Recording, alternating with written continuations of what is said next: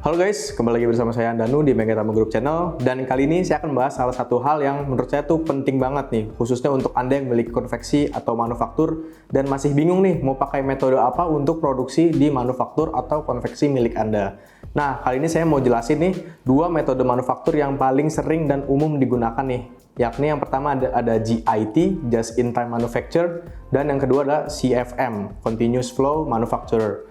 Nah, Just-in-time manufacture atau biasa disebut lean manufacture ini pertama kali digunakan oleh pabrikan asal Jepang, yakni Toyota. Yang kita udah tahu nih, mereka juga menggunakan filosofi Kaizen ya, yang artinya tuh berubah menjadi lebih baik lagi setiap harinya dah. Dan penggagas dari sistem JIT atau Just-in-time manufacture ini adalah Taiichi Onho, yang merupakan salah satu engineer di Toyota waktu itu. Dan lean manufacture atau JIT ini tuh ditemukan tahun 1948. Jadi gimana sih bedanya JIT sama CFM ini? Nah, yang pertama saya mau jelasin dulu nih.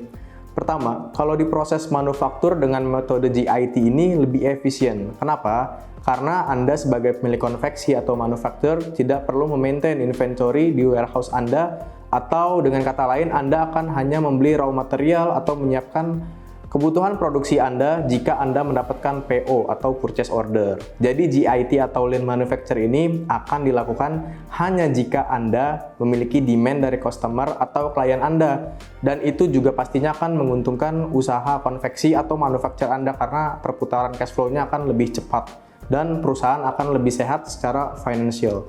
Nah, yang kedua ini saya akan membahas salah satu metode yang paling umum juga digunakan, yakni CFM atau singkatannya dari Continuous Flow Manufacture. Nah, CFM ini tuh sebenarnya adalah lanjutan dari metode JIT, yang dimana kalau kita udah ngelakuin lean manufacture atau JIT ini akan membuat proses produksi kita di manufaktur atau konveksi itu jadi lebih mudah dan stabil dari segi produksinya. Dan kualitas yang dihasilkan juga pastinya lebih bagus dan alur kerjanya juga lebih minim dari kesalahan. Terus apa dong bedanya JIT sama CFM ini? Nah, saya kasih tahu nih ya Mega People, bedanya itu semua manufaktur atau konveksi itu bisa pakai metode JIT atau Just in Time Manufacture. Tapi belum tentu bisa pakai CFM. Sementara beberapa manufaktur besar aja nih yang bisa mengadaptasi JIT atau meneruskannya jadi CFM. Nah, biar nggak bingung nih JIT, CFM dari tadi, langsung aja nih saya bahas tadi case-nya buat temen-temen. Jadi yang pertama kita bahas dari case-nya JIT, Just in Time Manufacture atau Lean Manufacture. Contohnya gini, kamu punya konveksi pakaian, terus karyawan kamu tuh ada 30 orang gitu totalnya nih di konveksi atau manufaktur kamu, skalanya masih kecil. Nah, terus kalian tuh ngelakuin produksi dan ngelakuin Just in Time. Nah, gimana tuh caranya? Jadi kalian hanya membeli raw material dan melengkapi beberapa kebutuhan lainnya untuk PO atau purchase order Anda yang akan dilakukan produksi ketika Anda sudah mendapatkan ordernya. Jadi kalau flow-nya ini dari JIT itu dapat order dulu, baru produksi, dilengkapin segala kebutuhannya, atau bisa kita bilang belanja, baru produksi. Jadi ada uang masuk nih, misalnya bisa dari DP, Anda bisa melakukan produksi tanpa harus stok barang di inventory Anda. Nah, yang kedua ini study case dari CFM atau Continuous Flow Manufacture. Jadi kalau bisnis kamu cuma konveksi kecil nih atau manufakturnya masih kecil, mungkin kalian dapat order dari klien yang beda-beda dan dengan modelan pakaian yang berbeda-beda juga. Tapi tuh kalian nggak bakal bisa nerapin CFM ini. Kenapa?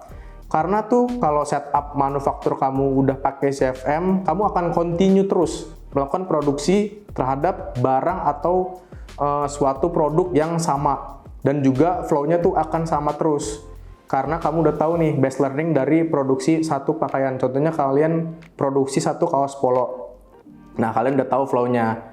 Atau contoh gampangnya gini, kalau kamu punya pabrik atau konveksi kecil dan mau mengadaptasi CFM ini, misalnya kalian punya klien dari H&M dan disuruh produksi kaos polos dari brand itu dan kalian udah dikontrak nih selama 3 tahun, baru tuh kalian bisa ngelakuin yang namanya CFM atau Continuous Flow Manufacture dengan flow yang udah kalian bikin. Jadi produksinya lebih efisien, hasilnya juga lebih bagus, tim kalian juga kerjanya akan lebih cepat gitu. Jadi kalian udah dapat PO yang terus menerus gitu. Kalian nggak bingung nih mau produksinya gimana segala macem gitu. Jadi kalian udah punya flow yang secara continuous akan menjadi salah satu metode produksi kalian gitu. Jadi gimana nih, mana yang paling relate sama bisnis atau konveksi manufaktur kalian?